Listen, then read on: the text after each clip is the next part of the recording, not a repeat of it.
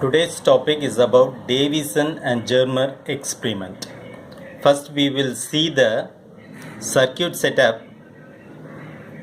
done by Davison and Germer experiment. Here you have a high tension supply which can be varied from 0 to 100 volts. So this is 100 volts. So you have a resistor, variable resistor. So if you move this variable point, it can be varied anywhere between 0 to 100 volts. But Davison Germer, they did experiment by varying the voltage from 44 volts to 68 volts. So Davison Germer, they tried out the experiment with starting from 44 volts to 68 volts. Now here you see LT means low tension power supply. This is to heat the filament. Okay, this filament, so that electrons will be emitted from the filament. And A is the accelerating unit, and electrons gets accelerated. So between this point and this point, you will see the voltage that is across the variable resistor. That means between this point and the accelerating section, or between the filament and the accelerating section, Davison Germer experiment, they have varied from 44 volts to 68 volts. So since this is positive, electrons gets accelerated, because electrons is negative and it gets accelerated. Now the filament is made up of tungsten filament coated with barium oxide. So this is a tungsten filament coated with barium oxide. So this low tension will create necessary heating effect of the filament, so that electrons get released from the filament easily.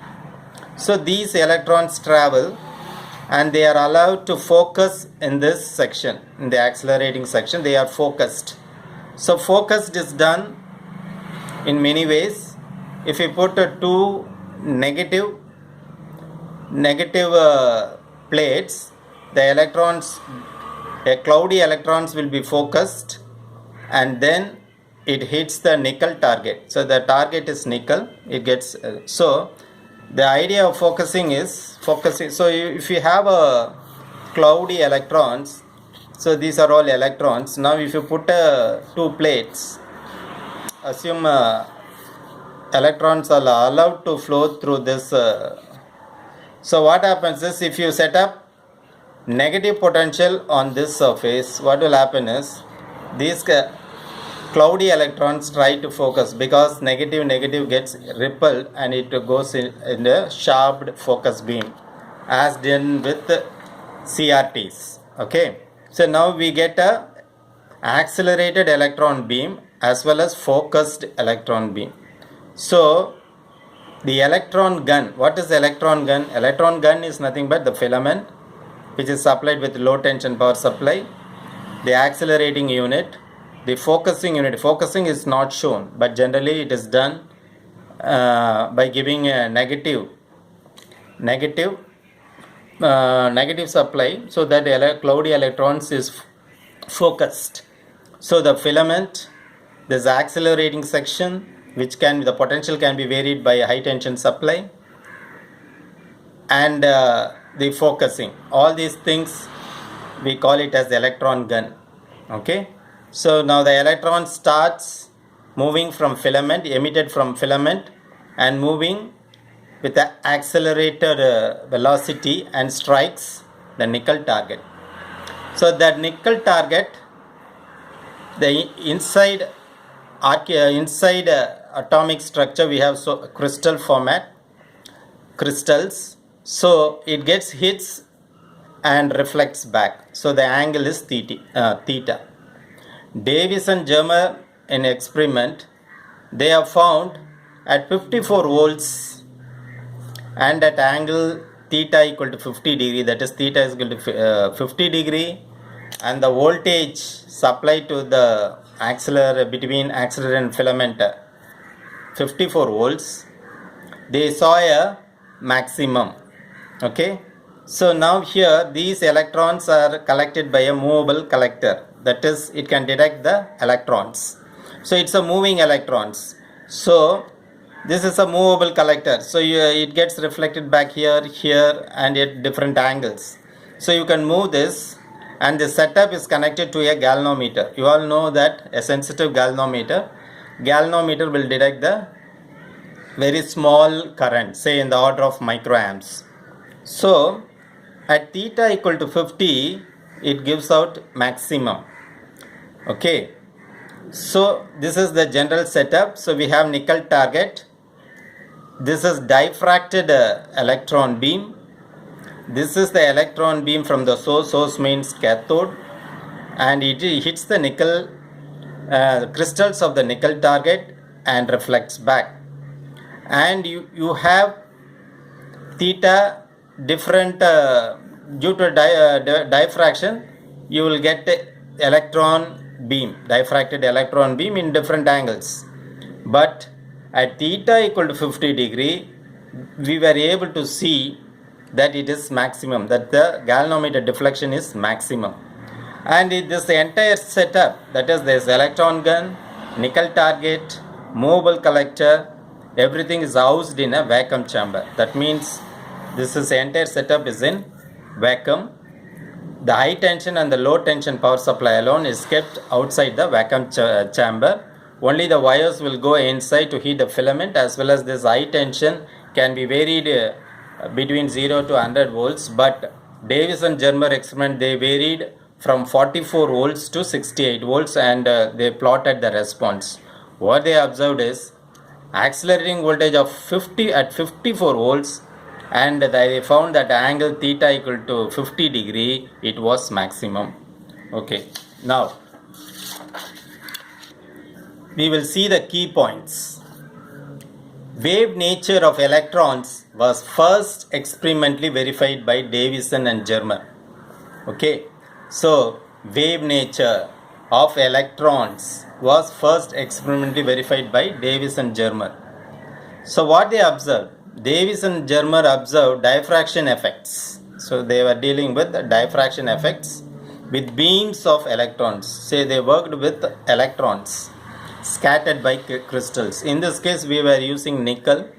So the crystals inside the nickel scattered the electron beam, and the reflection we were able to detect using a movable collector.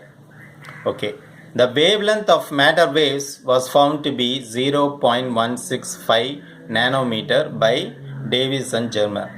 So after doing rigorous calculations and with a different angle and different measurements, what they found a different voltage, accelerating voltage, what they found was by Davis and Germer was the wavelength was found to be 0.165 nanometer at 54 volts.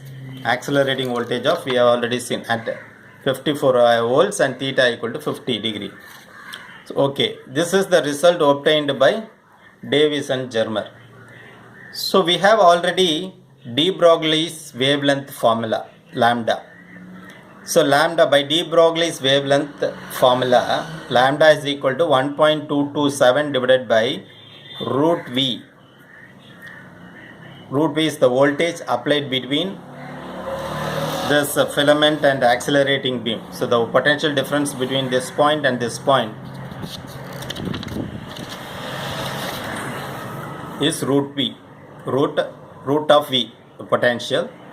So the Davis and Germer got this theta at theta equal to 50 degree maximum current. That time the accelerating voltage of 54. They took measurements between 44 to 68, but they found to be at accelerating voltage of 54. So the theta is at theta equal to 50 degree, the current deflection in the galvanometer was maximum. So if you substitute that to 54 in the place of V voltage, so lambda will become 1.227 divided by root of 54 nanometer. That means if you solve for this, you will get 0.167 nanometer. Now if you carefully see this, practically verified by Davis and Germer, and this is a wavelength found by de Broglie's wavelength. Now if you carefully see 0.165 nanometer, 0.16, only 0.002 variation is there. So this is an excellent agreement by the verification, practical verification done by Davis and Germer, and we have verified using de Broglie's wavelength. Both are agreeing excellently. That means this is a highly successful experiment conducted by Davis and Germer, and they were able to prove the wave nature of electrons by doing this experiment. So they were able to demonstrate the diffraction effects by considering nickel target. So the crystals of the nickel target were able to undergo, the electron B undergoes diffraction, and they found to be the wavelength to be 0.165 nanometer. It agrees with the de Broglie's wavelength of 0.167 nanometer. So that's all about Davison and Germer experiment. Thank you for watching. Nandri.